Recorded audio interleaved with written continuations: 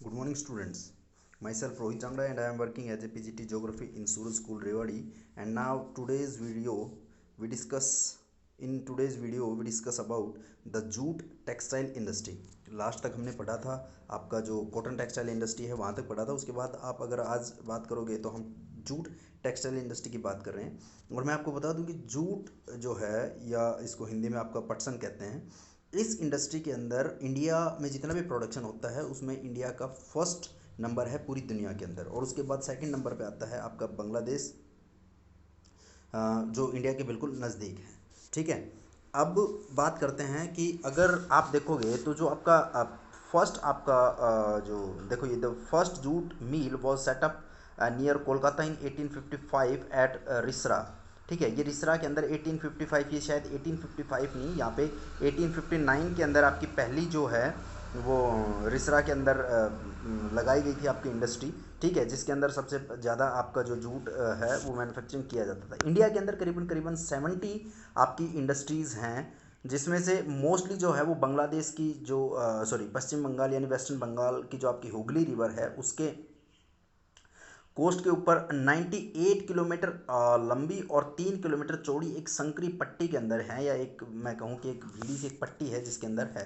ठीक है, हुगली रिवर पे नज़दीक होने के कारण मैं आपको बता देता हूँ बेटा, यहाँ पे हुगली रिवर के नज़दीक होने के कारण जितनी भी आपकी फैसिलिटी चाहिए इस इंडस्ट्रीज़ को वो सारी मिल जाती हैं। चाहे आप वाटर की बात करो, चाहे आप इलेक्ट्रिसिटी की बात करो, या फिर आप ये बात करो कि जो वाटर ट्रांसपोर्ट है थ्रू द वाटर, ठीक है, उसको आप अच्छे से यूज़ कर पाते हो। ठीक है, बैंकिंग सेक्टर यहाँ पे मिल जाता है, और लो कॉस्ट आपकी लेबर जो है वो यहाँ पे बांग्लादेश से भी, उसके साथ साथ आपकी वेस्ट बंगाल, उड़ीसा, झारखंड, ये सारे स्टेट से आपको मिल जाता है। ठीक है, जूट इंडस्ट्री के अंदर आपकी करीबन करीबन अगर जूट इंडस्ट्री की मैं बात करूं तो जूट इंडस्ट्री के अंदर आप देख सकते हो कि आपका करीबन 2.61 लाख जो एम्प्लॉय हैं वो इसके अंदर काम करते हैं।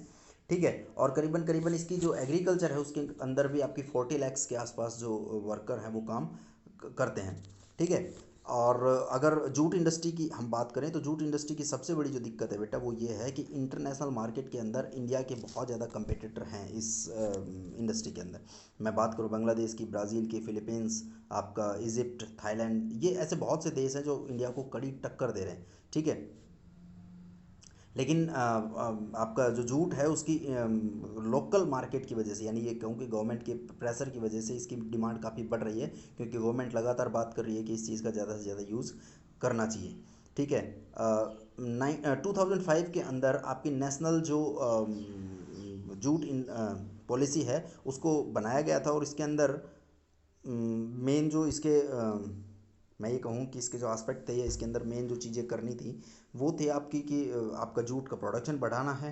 ठीक है, उसकी क्वालिटी के अंदर इम्प्रूवमेंट करना है, और जो जितने भी प्रोडक्टर हैं इसके, या जितने भी इसके प्रोड्यूसर हैं या जो इसको प्रोड्यूस करते हैं उसको अच्छी उसकी कीमत जो है उसको मिल जाए। ठीक है, जूट के प्रोडक्शन के जो मेन जो हमारे ख़रीदार हैं, या ये कहूँ मैं आपको कि जो बायर हैं हमारे, वो उसके अंदर आपका अमेरिका है, कनाडा है, रसिया है, अरब कंट्रीज़ हैं, इंग्लैंड है और ऑस्ट्रेलिया है।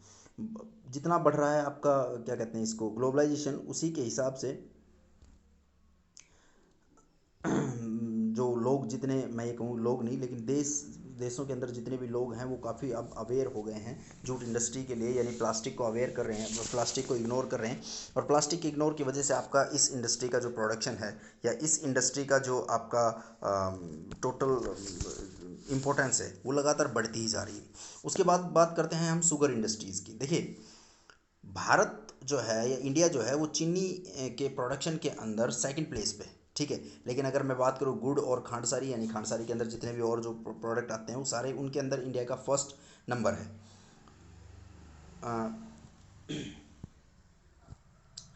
इस इंडस्ट्री के अंदर जो आपका रॉ मटेरियल है वो आपका शुगर है, शुगर केन है। और शुगर केन के अंदर क्योंकि उसके ट्रांसपोर्ट के अंदर काफ़ी टाइम लग जाता है, जिसकी वजह से उसके अंदर सुक्रोज़ की जो मात्रा है ना, या सुक्रोज़ की जो सुक्रोज जो मटेरियल है वो काफ़ी घट जाता है। ठीक है, चीनी इंडस्ट्री जितनी भी है या शुगर इंडस्ट्री जितनी भी है, वो हमेशा आप देखोगे कि ऐसी जगह पे सेटअप है जहाँ से आपका जो रॉ मटेरियल है वो जल्दी से वहाँ तक पहुँचाया जा सके। इंडिया के अंदर करीबन 460 के आसपास आपकी जो है ये इंडस्ट्रीज़ हैं, जो आपकी उत्तर प्रदेश के अंदर, बिहार के अंदर, महाराष्ट्र, कर्नाटक, तमिलनाडु, आंध्र प्रदेश, गुजरात, पंजाब, हरियाणा और एमपी राज्यों में है। ठीक है। अगर इसका आप देखो ना तो करीबन करीबन 60% तो अकेले आपको यूपी और बिहार के अंदर मिल जाता है।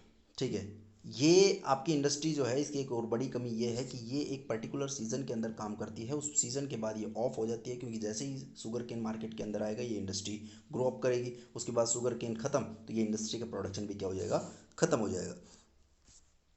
पिछले कुछ टाइम में अगर आप देखोगे तो इसके अंदर एक बड़ा चेंज आया है, और वो बड़ा चेंज क्या है कि इस इंडस्ट्रीज़ का जो प्रोडक्शन है वो साउथ की तरफ बहुत ज़्यादा बढ़ा है। और उसका मेन रीज़न क्या है कि साउथ की तरफ जो क्लाइमेटिक कंडीशंस हैं उसके अंदर आपका मॉइस्चर होता है, गन्ने को मॉइस्चर चाहिए। ठीक है। और इसके अलावा यहाँ का जो शुगर है या शुगर केन है, उस शुगर केन के अंदर सुक्रोज जो है वो ज़्यादा पाया जाता है एज़ कम्पेयर टू नॉर्थ।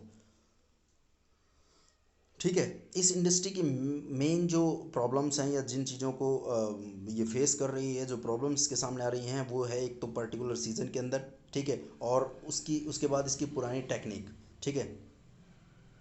और उसके अलावा ट्रांसपोर्टेशन प्रॉब्लम की, यहाँ पे जल्दी से जो है आपका शुगर केन वो इंडस्ट्रीज़ तक नहीं पहुँच पाता। उसके बाद है आपकी मिनरल बेस्ड इंडस्ट्रीज़। ठीक है। देखिए, मिनरल बेस्ड इंडस्ट्रीज़ आपकी वो इंडस्ट्रीज़ होती हैं जिनके अंदर आपकी मिनरल्स को क्या किया जाता है, यूज़ किया जाता है। अब मिनरल बेस्ड इंडस्ट्रीज़ के अंदर मिनरल्स को यूज़ किया जाता है, इसके अंदर पहली जो आपकी इंडस्ट्री है उसका नाम है आपकी आयरन एंड स्टील इंडस्ट्री। ठीक है। जिसको लोहा भी कहते हो आप, और स्टील इसके अंदर इस्पात, यानी जो तैयार आपका वो हो गया है उसकी मतलब लोहा जो तैयार हो गया मार्केट के अंदर आ गया है उसकी बात करें। ठीक है।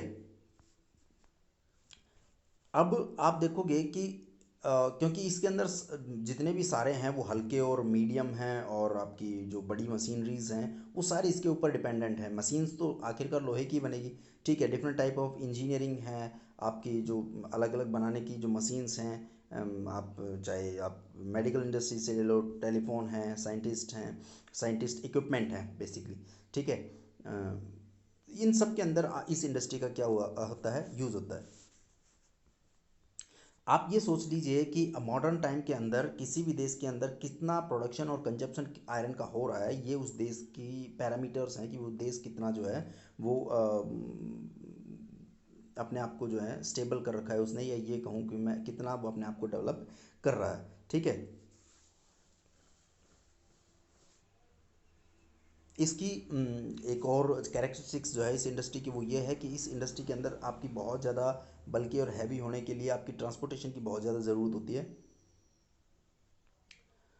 इसके अंदर आपका जो रॉ मटेरियल है, आयरन है, कोकिंग कोल है, और इसके अलावा जो आपका चूना है जो इसके अंदर यूज़ होता है वो करीबन करीबन 4:2:1 के अंदर आपका क्या होता है, यूज़ होता है।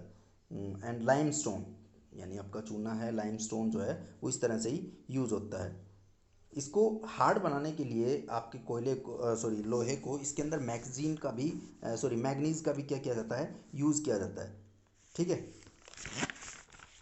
अब उसके बाद बात करते हैं कि आप मैग्नीज का यूज़ कर लिया है इन 2016 with 95.6 million tons of crude steel production, India rank third among the world crude steel production. It is the largest producer of sponge iron. 2016 per capita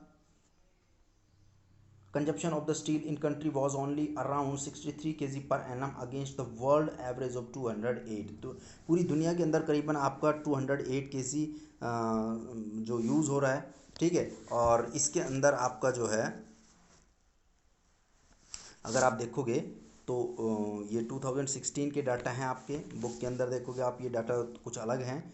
आपके करीबन बुक में तो शायद 2005 तक ही दिखा रखा है। यहाँ पे अगर आप देखोगे ऑनलाइन बुक के अंदर तो यहाँ पे आपके ये करंट डाटा है जो 2016-17 के दिखा रखे हैं। टोटल प्रोडक्शन भी आप देख सकते हो कि किस तरह से आपका 101.3 जो है इतना है। ठीक है। और 208 जो है वो वर्ल्ड प्रोडक्शन यूज़ कर रहा है, और उसके अलावा इंडिया जो है वो सिर्फ 63। आप देखो जितने भी पब्लिक सेक्टर के अंडर आप इसका मैप भी है, उससे मैप से पहले हम ये देख लेते हैं कि आपकी mini steel plant smaller have electric. देखो दो स्टील प्लांट होते हैं, एक आपका हैवी स्टील प्लांट होता है, एक आपका मिनी स्टील प्लांट होता है। मिनी स्टील प्लांट की खासियत क्या है? Mini steel plant are smaller have electric furnace use steel scrap and sponge iron. They have re rollers that use steel ingots as well. They produce mild and alloy steel of the given specification. मतलब ये बहुत ज़्यादा कोई बड़ा चौड़ा लंबा चौड़ा काम इसका है नहीं, ठीक है। ये क्या करता है, छोटी छोटी जो चीज़ें होती हैं, जो प्लेट्स होती हैं या फिर स्टील है या जो स्क्रैप है, उसको दोबारा से री इनोवेट करने के लिए इसका यूज़ किया जाता है, ठीक है। अब बात करें हम कि जितने भी आपके गवर्नमेंट जो हैं, क्या कहते हैं आपकी, उससे पहले चलो इसका मैप देख लेते हैं, फिर आपको ये क्लियर हो जाएगा, ठीक है। देखिए ये अगर आप आयरन इंडस्ट्रीज़ के आप मैप देखोगे तो आप देखोगे कि बोकारो, जमशेदपुर, राउरकेला, भिलाई, बुनपुर, दुर्गापुर और इसके अलावा विजयनगर और भद्रावती, सेलम, ये सारे प्लेसेस ऐसे हैं जहाँ पे आप ये महसूस करोगे कि यहाँ पे रॉ मटेरियल इनको इजीली मिल जाता है, जिसकी वजह से यहाँ पे आपका क्या है, ये सारे के सारे जो हैं इंडस्ट्रीज़ लगी हुई हैं। अगर आप देखोगे तो पूरे नॉर्थ के अंदर आपको चाहे पंजाब हो, हरियाणा हो, हिमाचल हो, राजस्थान, यूपी, एमपी, गुजरात, इसके अंदर कहीं पे भी एक भी स्टील प्लांट नहीं है। उसका रीज़न क्या है कि यहाँ पे रॉ मटेरियल नहीं मिलता है, और यहाँ से रॉ मटेरियल ले जाके वहाँ पे स्टेबल करना मुझे नहीं लगता कि कोई समझदारी है, बिकॉज ट्रांसपोर्टेशन चार्ज बहुत ज़्यादा हो जाएगा। उसके बाद बात करते हैं most of the public sector undertaking the market their steel through the Steel Authority of India. जितने भी पब्लिक सेक्टर हैं वो SAIL Steel Authority of India के अंडर आते हैं, जबकि टिस्को टाटा स्टील के नाम से जो आपके प्रोडक्शन है उसको बेचती है, ठीक है। अब देखो 1950s में China India produce almost same quality of steel, ठीक है। आप अगर देखोगे तो 1950s के अंदर दोनों लगभग एक जैसा प्रोडक्शन करते थे, लेकिन आज जो चीन जो प्रोडक्शन करता है वो सबसे बड़ा प्रोड्यूसर, यानी दुनिया के अंदर सबसे ज़्यादा प्रोडक्शन वो करता है, और वो यूज़ भी कंज्यूमर भी है उसका, ठीक है। और 2004 में भारत जो है सबसे बड़ा आपका प्रोड्यूसर था, मतलब वो बेचने वाला जो था वो सबसे ज़्यादा था इंडिया। उसके बाद इंटरनेशनल मार्केट के अंदर अगर इंडिया की आप देखोगे तो हिस्सेदारी जो है वो करीबन 2.25% थी। और आपका छोटा Nagpur प्लेटू reason has the maximum concentration of iron and steel industry. It largely because of the relatively advantage this reason has to develop of this industry. These include low cost of iron और high grade raw material, it approximately cheap labor and vast grow potential at the home market through. India is an important iron and steel producing country in the world, yet we are not able to perform to our full potential, largely due to high cost and limited availability of coking coal, lower productivity of labor, irregular supply of energy and poor infrastructure. We also import goods quality steel from the other countries. However, the overall production of steel is sufficient to meet our domestic demand.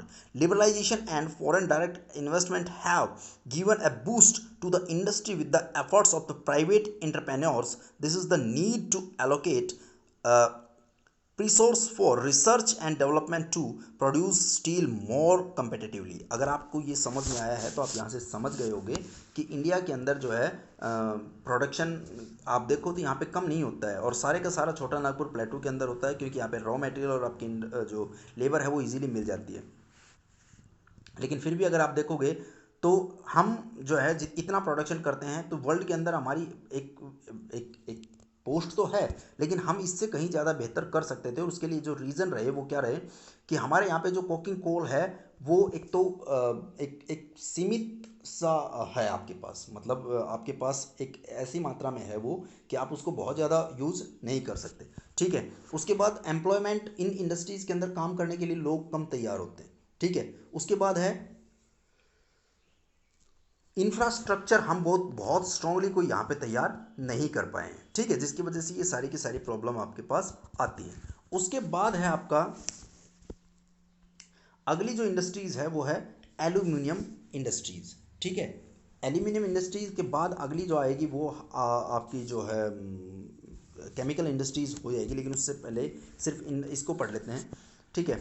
Aluminium smelting in the second most important metallurgical industry in India. It is light resistant to corrosion, a good conductor of heat, malleable and becomes strong when it is mixed with other metals. It is used to manufacture aircraft, utensil and wires. It has gained popularity as a substitute of steel, copper, zinc and lead in a number of industries.